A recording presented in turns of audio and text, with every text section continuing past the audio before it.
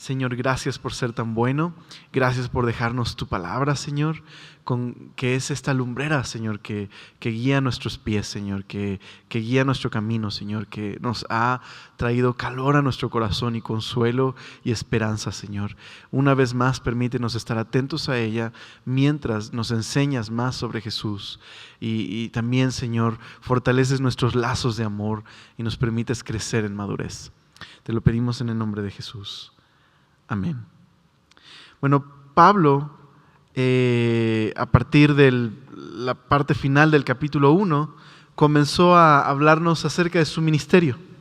Y la razón por la que lo hace es porque los colosenses necesitan recordar cuál es el ministerio de Pablo, cómo es que Pablo ha modelado la forma de un verdadero ministro, porque ellos tenían que comparar el ministerio de Pablo, la forma de ministerio de Pablo, con la de estos otros maestros que enseñaban esta filosofía, que era muy atrayente, pero que era un grave peligro porque quitaba a Cristo del lugar importante. Entonces Pablo presenta su ministerio, presenta su estilo de ministerio, un ministerio que gira alrededor de la palabra, que presenta el mensaje completo cristiano y que presenta a Cristo, amonesta a los hombres, enseña a los hombres y anuncia a los hombres a Cristo para llevarlos a la madurez.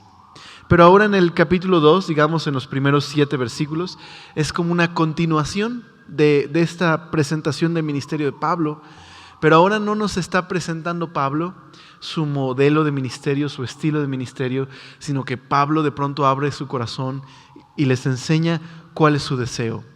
¿Cuáles son sus motivaciones? ¿Cuál es su anhelo para con los colosenses? Es el corazón de Pablo. Nos enseña que Pablo tiene un interés genuino en los colosenses. Los ama en verdad. Y eso que no los conoce. Los colosenses no han visto el rostro de Pablo. Pero Pablo tiene un enorme interés por ellos. Entonces dice ahí Colosenses 2, verso 1.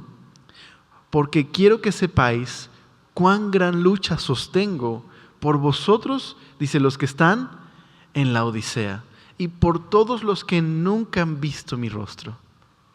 Es interesante notar que Pablo habla de una lucha que él tiene y está conectado con el último versículo del capítulo anterior. Pablo lleva a cabo su ministerio y nos dice así: según la potencia de él, la cual actúa poderosamente en mí.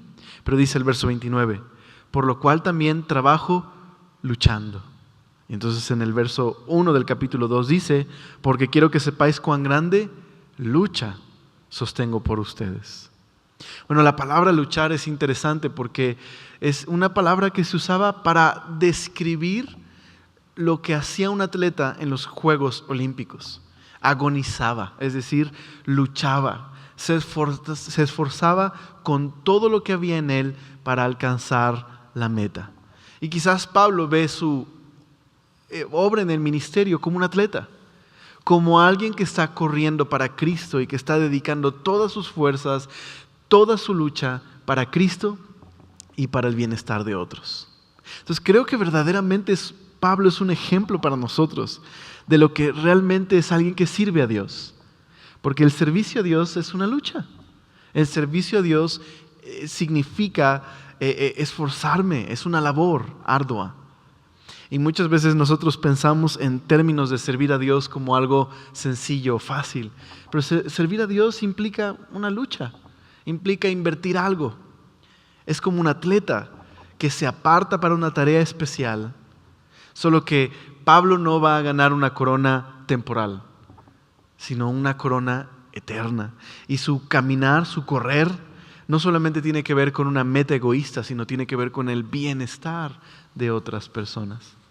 Así que Pablo es una guía para el verdadero ministerio y es un ejemplo para nosotros como creyentes. Servir a la iglesia, servir a nuestra familia siempre implica un sacrificio, siempre implica una inversión, siempre implica una lucha, siempre implica el dar nuestra vida para beneficio de los demás. Es un ejemplo, es un modelo para nosotros de lo que significa servir al Señor y servir a su iglesia. Entonces la idea de servir al Señor sin invertir algo no es una idea bíblica, ¿verdad? Pablo luchaba, Pablo se esforzaba, Pablo invertía.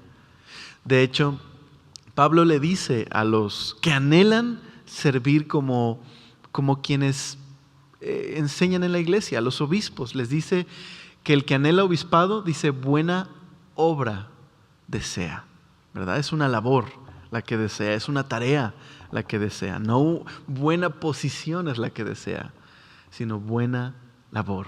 Así que el ministerio está conectado al servicio verdadero, auténtico, que tiene que ver con la inversión de mi vida, de mi tiempo, de mis recursos.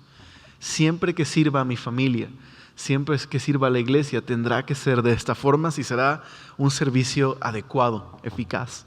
Tiene que haber una inversión de nuestra vida y de nuestro tiempo. Y aparte, Pablo no solo nos enseña que el verdadero servicio involucra este sacrificio, también el verdadero servicio, el modelo que Pablo nos da, es que tiene que haber un interés genuino, tiene que haber una preocupación genuina. Pablo está realmente preocupado por los colosenses. Esa es la razón por la que le llevó a escribir esta carta. Tiene un interés genuino en sus almas, en su bienestar.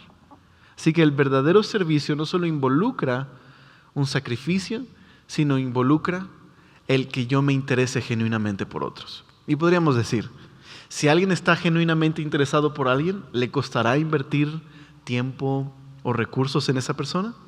Pues no, ¿verdad? Así que el verdadero motor de una entrega genuina, de un servicio genuino a otros, pues proviene de esto, de una preocupación genuina por los demás, de un servicio desinteresado. Y Pablo está preocupado por los colosenses, y no solamente por ellos, sino por las iglesias que hay alrededor. Así que ahora Pablo nos va a decir cuál es su preocupación, qué es lo que él anhela, qué es lo que él espera que Dios haga en la vida de los colosenses. Por eso, lo primero que nos manifiesta Pablo en el verso 2 y 3 es su preocupación. Esta es la preocupación de Pablo, que se mantengan unidos.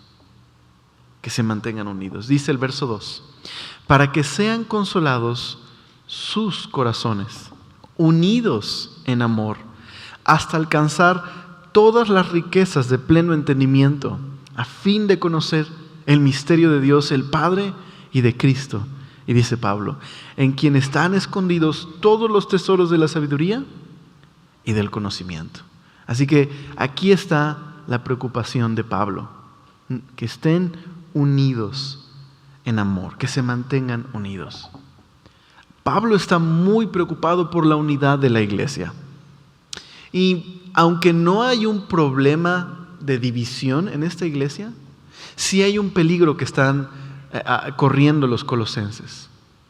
Estos falsos maestros enseñaban que había un conocimiento especial, un conocimiento que solamente podían adquirir algunos. Digamos, esta filosofía estaba promoviendo una especie de elitismo espiritual. ¿Y por qué eso sería un peligro para la iglesia, para la unidad?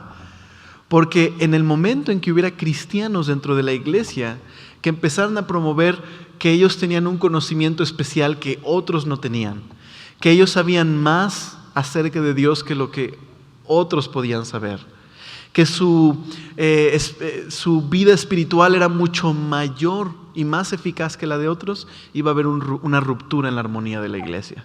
Iba a haber una ruptura en el amor entre ellos. Ese sería el resultado de aceptar esta filosofía. Habría una brecha en su comunión. Habría, por decirlo así, grupos que creyeran que son más especiales y más privilegiados dentro de la iglesia que otros de sus hermanos. Ese sería el problema. Por eso amenazaba con la armonía, amenazaba con la unidad. Así que, ¿qué es lo que Pablo anhela? ¿Cuál es su preocupación? Él quiere que estos cristianos puedan conocer cuán profundos son los vínculos del amor de Cristo entre los hermanos. Hace ratito decíamos que, aunque hace friecito, el amor de Cristo en nuestros corazones nos ha dado el deseo de venir y estar juntos. Y si nosotros pudiéramos saber cuánto nos ama Cristo y entenderlo, Eso nos permitirá poder amarnos mutuamente de una forma mucho más profunda. Así que Pablo sabe que la verdadera unidad cristiana descansa, digámoslo así, tanto en la verdad como en el amor. Ambos son necesarios. Y Pablo está exhortando a los creyentes a tener no solamente una misma mente, creer una misma cosa, sino a tener un mismo amor entre ellos como resultado de la verdad. Ahora, ¿cómo se lograría esta unidad? ¿Cómo podrían tener esta confianza amorosa entre ellos? Pues creo que la razón por la que Pablo dice aquí, en el verso 2, que su deseo es que ellos alcancen todas las riquezas de la plenitud del entendimiento. Y que también en el verso 3 nos dice que en Cristo están escondidos todos los tesoros de la sabiduría y del conocimiento, es la clave para entender por qué Pablo escribe acerca de la unidad cristiana. Es como si Pablo dijera esto: si ustedes logran estar convencidos juntos de que no necesitan nada más que a Jesús, si ustedes pueden estar convencidos juntos que no hay ninguna verdad fuera de Cristo necesaria para la salvación, que no hay un conocimiento oculto, que nadie está fuera de tener acceso al amor de Cristo y a la sabiduría de Cristo, si ustedes pueden estar convencidos de esto, se van a mantener unidos. Si ustedes pueden estar convencidos que todo lo que necesitan para la vida cristiana lo tienen a través de una relación con Dios y que nadie es mejor que su hermano, van a estar unidos. Van a tener una confianza mutua. No hay conocimientos ocultos en la iglesia. No hay personas que tengan algún conocimiento que al que otro creyente no tenga acceso. No hay una persona que tenga un nivel espiritual muy alto que esté por encima de los demás, sino que, dice Pablo, en Cristo están escondidos todos los tesoros de la sabiduría y del conocimiento. Esto es maravilloso. Todos los cristianos en la iglesia tenemos acceso a Cristo. Tenemos acceso a su amor infinito. Tenemos acceso a una vida plena en Jesús, todos. Pero nosotros somos muy dados a hacer estas divisiones, ¿verdad?, entre nosotros y pensar que hay creyentes más especiales que otros creyentes. Por ejemplo, a veces pensamos que el liderazgo en la iglesia tiene acceso de forma especial a Dios. Y entonces de pronto pensamos: bueno, pastor, usted ore por mí porque usted Dios sí lo escucha, ¿no? ¿Has oído esa expresión? Pero la realidad es que cualquier persona en la iglesia que ha confiado en Cristo tiene el mismo acceso a Dios. Y Dios le va a responder de la misma manera. Claro, es cierto que Dios ha puesto maestros, ministros en la iglesia para, ministrar la palabra a la iglesia. Pero no hay un conocimiento al que algún pastor tenga acceso que un creyente no tenga acceso. Porque en Cristo están, dice ahí, escondidos todos los tesoros de la sabiduría y del conocimiento. Y aunque sí podríamos hablar de que hay creyentes más maduros que otros creyentes, no hay creyentes de segunda categoría, no hay creyentes como, aquí están los VIP, no, estos cuates están bien gruesos en el Señor. No, estos están en un nivel espiritual y Dios les responde de una forma. Y entonces tenemos a los creyentes de en medio, que ahí la llevan, ¿no? Y tenemos a los de hasta bajito. No, están bien verdes, no tienen acceso a todo lo que tienen los que están en el VIP, ¿verdad? En Cristo no hay eso. Todos tenemos acceso al amor de Cristo. Si estamos en Cristo, si hemos confiado en Él, todos tenemos acceso a las mismas riquezas gloriosas en Jesús. Todos tenemos acceso a que Dios nos hable a través de la Escritura. Entonces, más adelante vamos a hablar un poquito más de esto, pero Pablo quiere que permanezcan unidos en amor, y a menos que podamos entender juntos que el regalo que todos tenemos es Cristo, en nosotros, la esperanza de gloria, y que todos tenemos acceso a esta riqueza que Dios nos ha dado en Cristo, no nos podremos mantener unidos en amor. Así que la realidad de saber quién es Cristo para nosotros en la iglesia quita esas barreras, quita ese elitismo, quita esas falsas ideas de que hay personas con mayor acceso que otras. Pero eso es precisamente lo que prometían estos falsos maestros. Le estaban prometiendo, estaban promoviendo una especie de conocimiento especial que nadie más tenía más que ellos. Y por eso era peligrosa esta filosofía. Así que más adelante en la carta veremos precisamente por qué este elitismo espiritual causaba división. Veremos que en el capítulo 2, en la segunda mitad, veremos que Pablo les advierte de que no crean que hay personas que tienen un mayor nivel espiritual. Entonces, eso lo puedes leer si quieres en casa, pero lo veremos más adelante, cómo ese orgullo espiritual me hace moverme de la gracia de Dios y empiezo a ver a otros por debajo de mí. Empiezo a pensar que yo he alcanzado ciertas cosas por mi esfuerzo, en lugar de simplemente confiar en la gracia de Dios y en la bondad de Dios que me permite experimentar estos vínculos amorosos con otros creyentes, porque yo no soy mejor que nadie. Al contrario, Dios nos ha amado juntos y juntos podemos buscar a Dios. Así que Pablo está preocupado por la unidad de la iglesia. De hecho, mira lo que dice el verso 19 del capítulo 2 de estos falsos maestros. Dice que estos falsos maestros están llenos de orgullo. Dice, y no haciéndose, dice el 19, no haciéndose, no sujetándose a la cabeza, que es Cristo, en virtud de quien todo el cuerpo, nutriéndose y uniéndose por las coyunturas y ligamentos, crece con el crecimiento que Dios da. Es decir, estos falsos maestros no se sujetan a Dios y no crecen, simplemente están llenos de orgullo y provocan división. Esa es la preocupación de Pablo.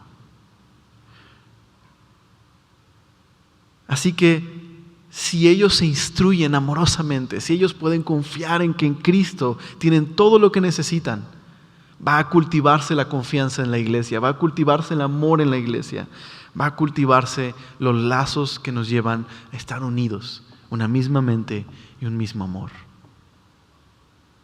Y lo importante de la unidad en la iglesia es que Jesús dijo que es a través de la unidad, de estos vínculos amorosos que tenemos en Cristo, es que el mundo puede ver realmente que somos sus discípulos. Es a través de que nosotros vivamos así, en armonía amorosa, es que el mundo puede ver que Jesús está aquí, que hay realidad en nosotros. Por eso la división es tan peligrosa. Y el elitismo espiritual es tan peligroso. Causa división, causa daños en el cuerpo de Cristo, en la iglesia. Si tú has sentido que estás por encima de otros cristianos, que tú posees verdades que nadie más tiene, pues quiero decirte, arrepiéntete. Porque no puedes encontrar ninguna otra verdad oculta que no esté en Cristo. Si algo has encontrado, lo has encontrado por la gracia de Dios. Y cualquier creyente tiene acceso a esa verdad. Así que cuidado con esa actitud, porque solo traemos división a la iglesia.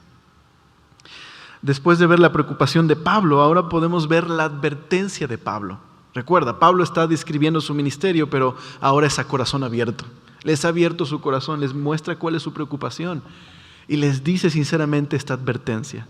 Dice ahí Colosenses verso 4. Y esto lo digo para que nadie os engañe, dice, con palabras persuasivas. Nadie los engañe. Pablo les advierte que estos maestros los quieren engañar. Y digamos que hay dos cosas que Pablo les advierte: que es falso lo que les están enseñando, pero que aparte es muy atractivo. Eso es lo que Pablo les advierte. Tengan cuidado, porque es falso lo que les están enseñando esas personas, estos maestros, pero aparte es muy atractivo. Es muy, muy atractivo. Tienen una capacidad de persuadir que es muy peligroso. Entonces Pablo le preocupa esto. Pablo le preocupa la habilidad de estos maestros para engañar a otras personas. Y es que, ¿sabes? Muchas veces las personas no examinan lo que están escuchando de algún maestro. No examinan si es verdad o es falso lo que está diciendo. Se dejan llevar más por cómo se los dice que por lo que está diciendo. Que esa era la tendencia de estos falsos maestros. Y también es una tendencia el día de hoy. En otras ocasiones las personas no solo son engañadas porque se fijan más en la presentación que en el contenido, sino porque les agrada ser engañadas. Es decir, les gusta recibir un engaño porque de esa forma no tienen que dar cuentas de la verdad. Y esa es la razón por la que muchas personas son engañadas. Ahora, me parece muy interesante cómo lo traduce este texto otra versión de la Biblia. Esta Biblia se llama la Biblia textual. Quiero leérselas. Dice: digo esto para que nadie os engañe con sofismas. Dices, ¿y eso qué es de sofismas? ¿No? Pues, está más complicado que con argumentos persuasivos. Pero ¿sabes qué es un sofisma? Esto es interesante. Un sofisma es un argumento falso, pero con apariencia de verdad. Eso es un sofisma.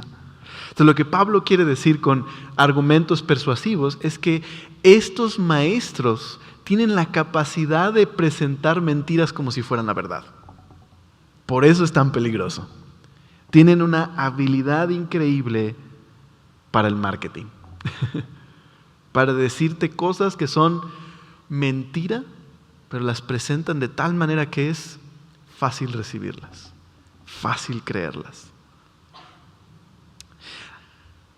Así que la advertencia que Pablo le hace a los colosenses es tan necesaria el día de hoy, ¿verdad? Es tan necesaria el día de hoy para nosotros. Tenemos como cristianos la responsabilidad de enseñar no solamente la forma en la que se presenta un mensaje, sino el contenido. Esa es nuestra responsabilidad. Examinar si el contenido de lo que se dice es verdadero, más que su forma. Así que el problema está en que a nosotros nos atrae más la forma que el contenido. Es parte de nuestra cultura. Por eso pega tanto el estilo del marketing. Nos encantan maestros que nos enseñen de formas persuasivas. Y muchas veces no examinamos lo que se está diciendo. Quizás esa es la razón por la que hay la actitud de no me gusta cómo enseña, ¿no? ¿Por qué? Porque lo que nos atrae es la forma de enseñanza más que lo que se está diciendo. Entonces, no, a mí me gusta que me cuenten historias, ¿no? No importa si son verdad o no, lo que quiero oír son historias, porque eso es muy bonito y me hace reflexionar, ¿no? Ahora, por favor, paréntesis, no estoy diciendo que si alguien enseña con historias, enseña mentiras. Lo único que estoy diciendo es que nuestra forma del día de hoy es que nos encanta la forma en que nos enseñan. Nos encantan las formas distintas de enseñanza, pero no examinamos el contenido. Es parte de nuestra cultura. Y necesitamos oír de forma fresca esta advertencia de Pablo. Cuídense de los maestros que pueden presentar mentiras como si fueran verdad. Es sumamente peligroso. No hay nada más peligroso que un maestro con la habilidad de enseñar de esta forma. Porque un mensaje equivocado en la boca de un hombre persuasivo es muy peligroso. Muy peligroso. Pero creo que también la advertencia no está solo para nosotros al escuchar. También está para los que enseñan. Los que enseñan también tienen que evitar esta forma tan atractiva de presentar un mensaje como un marketing. Precisamente porque eso es atractivo. Queremos preparar mensajes que sean atractivos. Y pocas veces, más bien, hay maestros que tienen ese peligro, que corren ese peligro de estar tan enfocados en la forma de su mensaje que no están cuidando el contenido de su mensaje. Y la verdad, no está mal preparar un buen mensaje. No está mal tener habilidades de retórica. No está mal. El problema está en cuando mi enfoque está más en cómo lo digo que en lo que digo. Y la verdad, es preferible un mensaje con todo y que sea machucado, pero que sea verdadero. Sin duda alguna, con esto no estoy diciendo que un predicador no tenga que prepararse en la manera en la que enseña, pero es preferible, aunque no tenga muchas habilidades para comunicar, mientras sea claro y sea verdadero. Eso es lo importante. En pocas palabras, como cristianos queremos ser lo más francos y lo más genuinos que podemos ser cuando predicamos. No estamos vendiendo un producto. Estamos presentando la verdad de Dios. Y no está peleado el presentarlo de forma bonita, pero eso no debe ser el enfoque principal. Entonces tengamos cuidado con lo que escuchamos. Examinemos el contenido, eso es lo importante. No la presentación, el contenido. Eso es lo importante, que sea verdadero. Así que Pablo nos abre su corazón como ministro y nos enseña su preocupación, ¿verdad? La unidad en la iglesia, la armonía en la iglesia. Nos muestra una advertencia tan importante, tan actual. Pero ahora Pablo nos muestra su alegría. Y dice ahí el verso número 5. Porque aunque estoy ausente en cuerpo, no obstante en espíritu estoy con vosotros, gozándome y mirando vuestro buen orden y la firmeza de vuestra fe en Cristo. Ahora este texto que nos muestra la alegría de Pablo, nos muestra en qué se alegra Pablo. ¿Y en qué se alegra? En que los creyentes han resistido a esta filosofía. De hecho, el lenguaje es muy militar, ¿verdad? Orden, firmeza. No sabemos si Pablo lo está usando a propósito, estas metáforas, o si fue, digamos, algo que no quiso hacer deliberadamente, pero en verdad la iglesia ha resistido los embates de esta filosofía. Podríamos decir, no se han roto las filas de la iglesia, han estado firmes, han resistido a esta filosofía tan persuasiva y tan atractiva. ¿Y por qué era tan atractiva? Porque esto es lo que les prometía. Esta filosofía les prometía una experiencia cristiana más completa, les prometía el día de hoy, en la actualidad, tener libertad completa de todo pecado y alcanzar la plenitud de Dios, un conocimiento secreto y especial de Dios que nadie más tendría. Eso es lo que les prometía aquí y ahora. Aquí y ahora te puedo ofrecer esto, que seas el mejor cristiano de todos. Que yo pueda completar tu experiencia. Te ofrezco un conocimiento profundo de Dios como nadie. Entonces, para un nuevo creyente, dime si eso no sería, ¿en serio? ¿Tú me puedes dar eso? Claro. Te hacen falta todas estas cosas y si las tuvieras, realmente estarías completo. Por eso era tan atractiva esta filosofía. Pero a pesar de eso, Pablo está feliz. Porque los colosenses han resistido. Ahora, ¿por qué han resistido? ¿Porque son muy capaces? No, han resistido porque se han aferrado a Cristo. Porque se han aferrado a la enseñanza de Jesús. Y no hay manera de permanecer firmes en la vida cristiana si no me aferro a Jesús. Si no me aferro a la realidad de quién es Cristo. Si no estuvieran aferrados a lo que estudiamos cuando vimos este gran himno sobre Cristo, ¿verdad? Que Jesús es Dios mismo, que Él es el creador de todas las cosas, que Él es la cabeza de la iglesia, que en Cristo tenemos todo lo que necesitamos. Si no se hubieran aferrado a esa verdad, no podrían estar firmes. Pero Pablo se alegra de que están firmes. Y esto es muy bello, muy, muy bello, porque nada debería causarnos más alegría entre nosotros que vernos en buen orden y en firmeza. Esa es una causa verdadera de alegría. Ahora, manera de pregunta. ¿Habrá otros creyentes que podrían decir el día de hoy de ti: oh, estoy súper alegre de mi hermano, veo su buen orden y su firmeza, lo veo firme en el Señor, lo veo confiando en el Señor? ¿Habrá otros creyentes que puedan decir esto de nosotros? ¿Podríamos causar de boca de nuestro pastor que diga: me alegro de tal, porque lo veo firme en el Señor? No hay mayor motivo de alegría que este. Que podamos mantenernos aferrados a Cristo, a quien es Él. Y qué bello pensar que podemos ser motivo de alegría de otros, ¿verdad? Así que meditemos en esto. En pedirle al Señor que nos mantenga firmes en Él. Él es capaz. Él es poderoso para guardarnos sin caída, dice Judas. Él es capaz de ayudarnos a permanecer firmes. Pero necesitamos aferrarnos a Cristo, continuar en Él.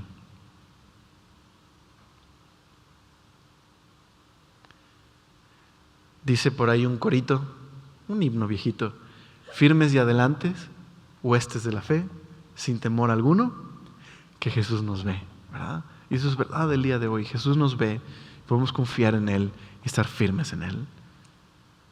Y al final Pablo, de pasar de mostrarnos su preocupación, de advertirnos de estos falsos maestros, de abrirnos su corazón y decirnos: esto me alegra. Suena tanto a Juan, ¿verdad? Nada me llena más de gozo que ver a mis hijos que andan en la verdad. Ahora Pablo termina con una exhortación. El verso 6 y 7 dice: por tanto, de la manera que habéis recibido al Señor Jesucristo, andad en Él, arraigados y sobreedificados en Él, confirmados en la fe, así como habéis sido enseñados, abundando en acciones de gracias. Pablo termina de presentar su ministerio de esta forma. De hecho, podría decirles que el verso 6 y 7 es el corazón del mensaje de Pablo a los colosenses. Este es el corazón de la exhortación. Pablo les escribe esta carta con un propósito, para exhortarles a esto. Así como creyeron y confiaron en Jesús desde el principio, así permanezcan. Arraíguense profundamente en Él, construyan toda la vida alrededor de Él. Esa es la exhortación principal de Pablo. De eso trata esta carta. Ahora, la forma en la que tenían que vivir los colosenses, firmes en Cristo, les permitiría soportar toda esta presión cultural. Y es la misma forma en la que nosotros podemos el día de hoy, como cristianos, vivir en este mundo de una forma que agrade al Señor y que también podamos soportar todas las presiones culturales que tenemos a nuestro alrededor. Es como si Pablo les dijera: la única manera de crecer en Cristo es continuar como lo hicieron desde un principio, aferrados a Él, firmes en Él. Esa es la única manera en la que un cristiano podrá crecer consistentemente como cristiano. Si permanece como cuando recibió a Jesús por primera vez. Así que esto nos hace preguntarnos algo. Si para poder crecer en nuestra experiencia cristiana necesito continuar así como lo recibí, la pregunta es: ¿qué significa recibir a Cristo? Parece muy básica, ¿verdad? Todos pueden decir: pues claro, como cuando levantas tu mano y te dicen: oye, ¿quieres recibir a Cristo? Y entonces dices que sí. Pero claro, eso es parte de recibir a Cristo, pero ¿qué es recibir a Cristo? ¿Qué significa recibir a Cristo? Si ellos tienen que continuar como recibieron a Cristo, ¿qué es recibir a Cristo? Bueno, creo que podemos responderlo de dos formas, o en dos formas más bien. Acompáñame a 1 Corintios 15.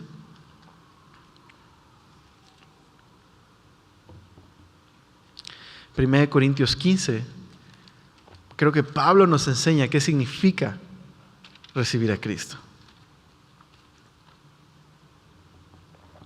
en el verso 1 al 4, Pablo dice: además os declaro, hermanos, el evangelio que os he predicado, el cual también, ¿qué dice? Recibisteis, en el cual también perseveráis. Les estoy declarando que el evangelio que ustedes me oyeron predicarles, el que recibieron, en el que confiaron y en el que ustedes continúan, dice: por el cual asimismo, si retenéis la palabra que os he predicado, sois salvos. Si no, creísteis en vano. Pues, ¿cuál es el mensaje que Pablo les entregó y que ellos recibieron? Dice aquí: porque primeramente os he enseñado lo que asimismo recibí. Les enseñé lo que yo recibí de parte de Cristo, que Cristo murió por nuestros pecados, conforme a las Escrituras, y que fue sepultado y que resucitó al tercer día, conforme a las Escrituras. Así que, ¿qué significa recibir a Cristo? Significa depositar mi confianza en el mensaje y la persona de Jesús. Es haber asimilado y entendido qué significa lo que Jesús hizo por mí. Y por lo menos esto implica un par de cosas. Es haber creído que Cristo murió en la cruz y murió por mis pecados. Y que Cristo realmente murió, fue sepultado, pero que al tercer día resucitó también. Así que recibir a Cristo está ligado al contenido sobre Cristo, ¿verdad? Recibir a Cristo no solamente significa decir: pues sí, creo en Jesús, sino haber entendido y asimilado la obra de Jesús por mí, estar consciente de lo que Cristo ha hecho y haberle entregado mi vida, confiando completamente en que Él me ha salvado por medio de su muerte en la cruz. Pero recibir a Cristo, mira lo que dice en Colosenses, regresando a Colosenses. No solamente Pablo les dice que han recibido a Cristo, Pablo dice algo interesante. Dice: por lo tanto, de la manera que habéis recibido al Señor Jesucristo. Así que recibir a Cristo no solamente significa haber entendido el mensaje cristiano y haber confiado en el mensaje cristiano. Significa que he recibido a Cristo como mi Señor. Le he confesado como mi Señor. Le he rendido mi voluntad y mi lealtad a Jesús.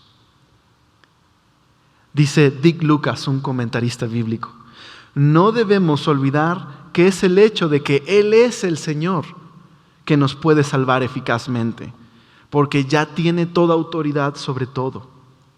Estas son las buenas noticias de que Cristo el Señor ha venido a salvar, y lo ha hecho por medio de su muerte y resurrección, que venció al pecado, a la muerte y al infierno, y que porque es Señor, tiene poder para redimir. Y él concluye diciendo: así que la verdadera conversión es reconocer que Cristo es Señor y sujetarme a su voluntad. No hay manera de decir que he recibido al Señor si no he confiado en Él como Salvador, pero también como Señor en mi vida. Esa es una verdadera y auténtica conversión, haberle confiado mi vida.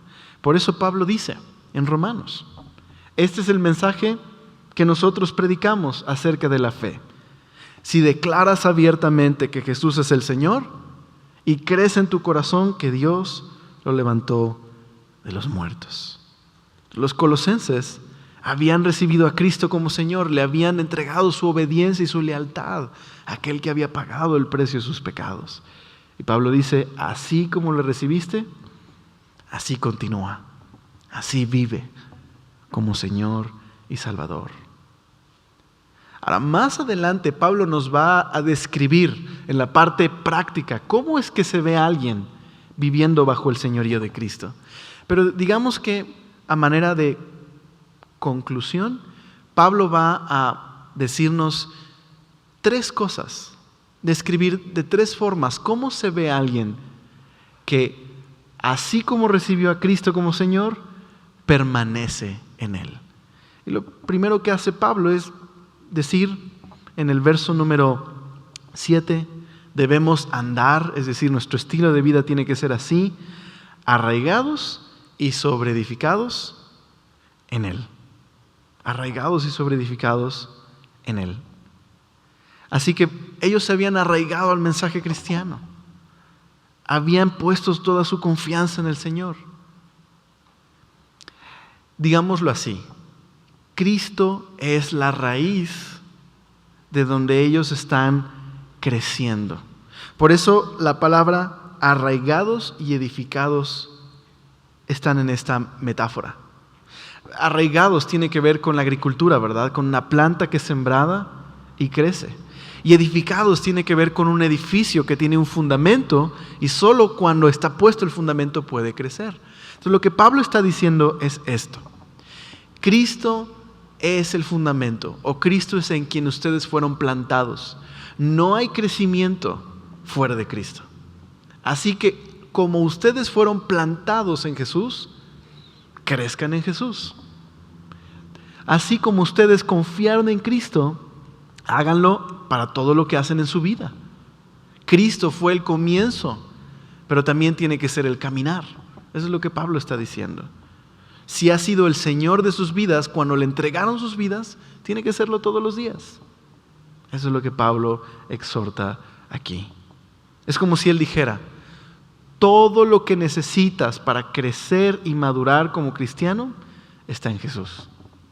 En la verdad más básica y más esencial. ¿Creíste en Él? Aférrate a Él. ¿Le declaraste tu Señor? Permanece en esa lealtad a Jesús. Permanece confiando en Él. No necesitamos nada más para el crecimiento cristiano más que una relación con Jesús. Qué sencillo, ¿verdad? ¿Y cómo nos relacionamos con Jesús? Y crecemos profundamente en Él a través de la palabra, a través de la oración, a través de una vida con Él. Es la única manera de tener crecimiento.